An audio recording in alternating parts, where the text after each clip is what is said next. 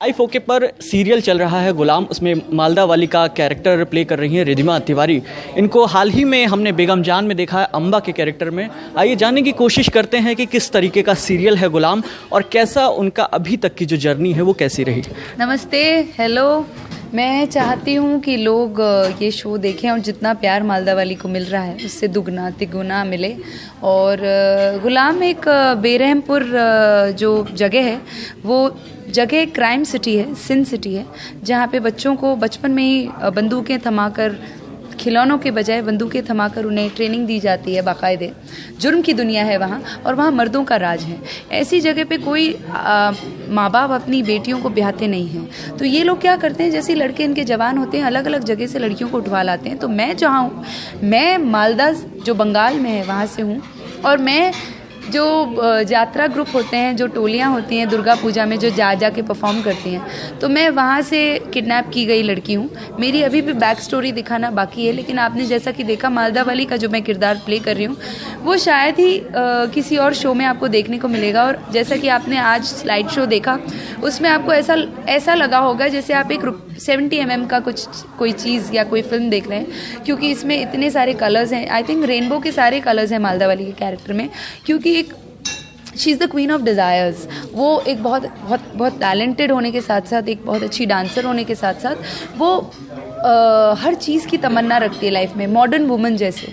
वो जगह में ऐसी जगह पे है जहाँ वो शायद अपने फ्रस्ट्रेशंस, अपनी आवाज़ उठा के शायद इजीली नहीं बोल पाती, लेकिन वो अपने हर जज्बे को, हर चीज़ों को दबा कर डांस के थ्रू हर चीज़ों को, हर अपने भाव को व्यक्त करती है, हैप्पीनेस को, फ्रस्ट्रेशन को, एंगर को।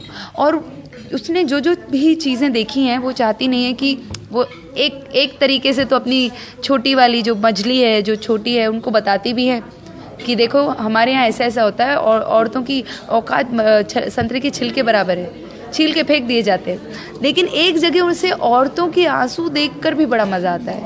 अब आप बोलेंगे तो ये जो शेड है इसे नेगेटिव बनाता है, नहीं, इसका एक रीज़न है जो शायद अभी तक नहीं दिखाया गया है। और उसका एक रीज़न जब दिखाया जाएगा आप लोगों को, तो आप लोग जस्टिफाइड हो जाएंगे। मतलब आप बिलीव करेंगे कि ठीक है, इसलिए कोई भी इंसान ऐसे सिचुएशन में हो जाता है ऐसा कि उसको औरतों की, शायद उसे किसी औरत ने धोखा दिया था कभी, इसलिए सारी औरतों के उसे आंसू अच्छे लगते हैं। वो खुद माँ नहीं बन पाएगी, इसलिए उसका वो पहलू जहाँ वो माँ बनना चाहती है, वो पहलू जहाँ वो एक पति का प्यार चाहती है, उसका पति नपुंसक है। तो बहुत सारे शेड्स हैं मालदा वाली में। और मेरे जिस तरह के कपड़े हैं उस पर इतनी तारीफ आई है ऑडियंस से कि मैं हर रोज़ थैंक यू कहते कहते, और मैं मानती हूँ इस बात का, मैं 1000 बार धन्यवाद देना चाहती हूँ चैनल को, iFOK को, और जिन लोगों ने मेरे कपड़े डिसाइड किए कि क्या होंगे, उन्होंने बहुत ही खूबसूरती से मालदा वाली को प्रेजेंट किया है, जो मेरा काम और भी आसान कर रहा है। क्योंकि एक तरीके से आप जब प्रेजेंट ऐसे होते हो तो आपकी स्क्रीन पे ऑरा बढ़ती है। और थैंकफुली जब भी स्क्रीन पे आती हूँ तो मेरे बाल इतने सुंदर, मैं अपना मेकअप खुद करती हूँ वहाँ पे भी। तो वो जो लंबा बचाती हैं या वाकई में खुद शौक है मेकअप करने का?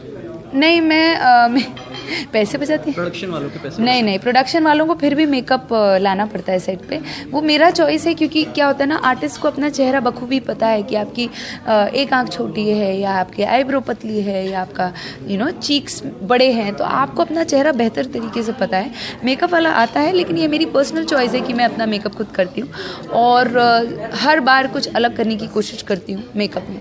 तो हाँ, चलिए 3 दिन से सक्सेसफुली चल रही है, चौथा दिन है बेगम जान का। अम्बा का किरदार आपने निभाया है। हमने काफ़ी उसमें जब आपका किरदार को देखा तो वेश्या का एक किरदार है, लेकिन आपने उस रोल के लिए काफ़ी समय तक आईब्रो नहीं बनवाई, वैक्स नहीं करवाया। तो क्या रियल लाइफ में वेश्या ऐसे ही होती है? नहीं, आपने देखा नहीं शायद, वो 1947 का सेटअप है जब ब्यूटी पार्लर्स नहीं होते थे। नहीं तो कुछ तो अल्टरनेट होता होगा उस वक्त? क्या जैसे मतलब ब्यूटी ट्रीटमेंट के लिए बाकी लोगों 1947 पता नहीं मेरे को। हमें ये कैरेक्टर की डिमांड थी, ये कैरेक्टर्स के लिए हमें थोड़ा सा अनकेप्ट लगना था। आप देखते हैं कहीं पे भी चले जाओ, वैष्णव बड़ी साफ़ सुथरी नीट तो होती नहीं है। जितनी भी अपने मॉडर्न डे वो देख लो तो आजकल थ्रेडिंग वेडिंग सब होता है, लेकिन पुराने ज़माने में पता नहीं। मेरे डायरेक्टर, और मैं हमेशा डायरेक्टर की सुनती हूँ, मेरे डायरेक्टर अगर कुछ बोल रहे हैं तो वो मेरे लिए पत्थर की लकीर है। वो नहीं चाहते थे कि हम आईब्रो बनाएं।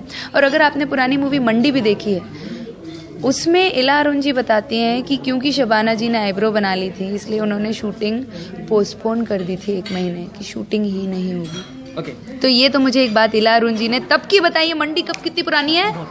तो अब आप बताइए, अब आप बताइए क्या कहेंगे इस बात पे? चलिए, आपके जो बेडरूम में आपने एक विजन बोर्ड लगाया है, क्या कारण है उस विजन बोर्ड का और क्यों लगाया? क्योंकि क्या होता है ना, रोज जैसा कि मैंने कहा कि इस इंडस्ट्री में पहले आपको स्ट्रगल करना पड़ता है कुछ अचीव करने के लिए।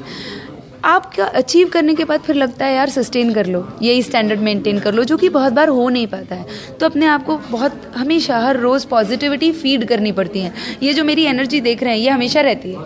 आप इंडस्ट्री में बॉम्बे में आके पूछे रिद्धिमा तिवारी क्या है, तो पहली चीज़ ये निकलेगी एनर्जी का प्रतीक है, पॉजिटिविटी का प्रतीक है। और ये बहुत मुश्किल से आता है, ये मेरे अंदर से आता है। और ये जज्बा रखना बहुत मुश्किल है, क्योंकि इस इंडस्ट्री में हताश होना सब बहुत आसान है, बहुत आसान है। तो वो जो विजन बोर्ड है वो मुझे हर वो चीज़ की याद दिलाता है या फिर वो प्रेरित करता है और मुझे अपने लक्ष्य के पास आने का एहसास दिलाता है। तो चाहे वो गाड़ी हो या घर हो या एक्सपेंसिव कोई जेवर हो। वैसे मेरे को जेवर एवर एक्सपेंसिव इतना शौक नहीं है, तो मैं एग्जांपल दे रही हूँ। तो ये जो भी ज़िंदगी में चाहिए ना मुझे, मैं कहती हूँ ये जो यूनिवर्स है ये बाहें पसार के वेट कर रहा है कि अब मांगो। तो हम डरते हैं मांगने से। हम बड़ी गाड़ी ले सकते हैं तो हम बोलते हैं अच्छा छोटी दे दे यार, रिच दे दे। क्यों? क्योंकि इंसान इतना डरता है। भगवान ने हमें बहुत सारी चीज़ें मांगने का वो दिया है और वो बाहें खोल के खड़ा है देने के लिए।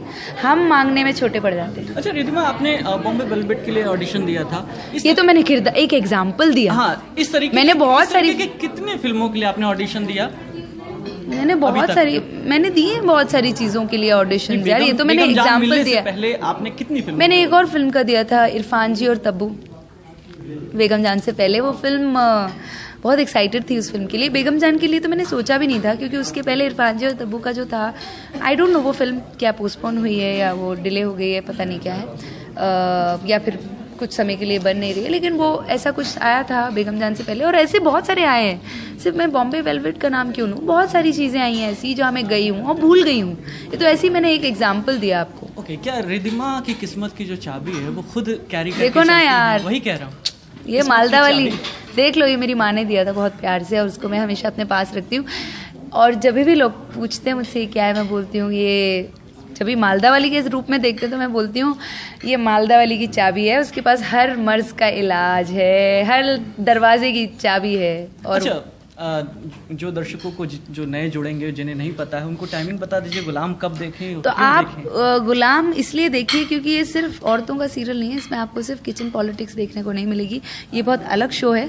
और आप मुस्कुरा रहे हैं पीछे जी, आदमी भी इस शो को देख सकते हैं और आपको बड़ा मज़ा आएगा, क्योंकि इसमें एक मालदा वाली है जो पता नहीं कितने लटके झटके से अपना दीवाना बना चुकी है बहुत आदमियों को। तो ये कम होता है कि आदमी भी देखते हैं और एंजॉय करते हैं। और मेरे तो पता नहीं कितने फैंस हैं, ज़्यादा आदमी मेरे फैंस हैं। तो आई एम वेरी हैप्पी कि लोग ऑलरेडी देख रहे हैं। तो मैं आप सभी से जो नहीं देखते आए हैं, मैं आपसे हाथ जोड़कर रिक्वेस्ट करती हूँ कि हम लोग बहुत मेहनत करते हैं, अच्छी नीयत से मेहनत करते हैं, बहुत मेहनत करते हैं। पूरी एक टीम होती है 500 लोगों की, 600 लोगों की, पता नहीं कितने लोग जुड़े हुए हैं जो हर रोज़ 12-13 घंटे काम करते हैं। हम लोग भी 12-13 घंटे काम करते हैं। तो वो तभी सक्सेसफुल होता है जब आप वो हमें देखें और हमें अप्रिशिएट करें। अगर आप नहीं तो हम नहीं। इसलिए आप गुलाम को देखिए 9 बजे लाइव ओके पर, मंडे टू फ्राइडे, सोमवार से शुक्रवार। Thank you. Thank you.